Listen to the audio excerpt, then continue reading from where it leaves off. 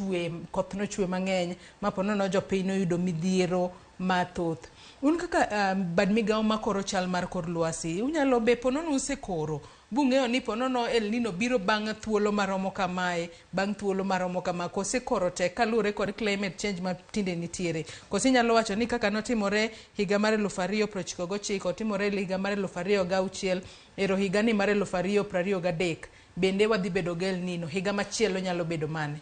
Iwacho ni gima iwacho ahinya en ni pi wiye ok wilga. Pi wiye ok wil nyiso ni ka noluwo kamoro, to ka chieng' moro aora opong' to odwa temo mondo ochak oluwo kanyo. To koro pi mar nam ataro bende wiye ok wil. Koro bende wiye ok wil nyiso ni kaka onyisore sani biro influence kata biro nyiso kaka piny biro bedo dweche 2 dweche 3.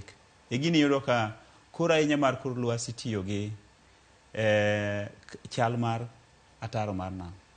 Ki chal mar ataro mar nam kako chalo sani biro bet ka jimbo kaka weather chalo e dweche 2 dweche 3. Gini modong' gi to kawo ndalo mathin. To gimitimo pile kaka ineno tich wan somo kor yamo. Kaka wasomo kor yamo no e kaka wasomo temperature mag gine mar pi mar ataro. Nitie gigo mitiyo godo mondo osom kaka temperature no lokore. To mane miyudo godo ni temperature no endo koro odhi malo kata dok piny. En gima constant, ok en gima ikoro. Ok en koro nam, en gima ipimo sa ka sa. Makata sani wasewacho ni El Nino dhi bet, to pod ipime ni odhi bet ni temperature no dhi mbele, koso odhi bet ni temperature no dok chien. Kech dhi ne mbele kata dok ma chien, dok ne chien, ema biro nyiso jimbruok mar koth kata dok chien mar koth.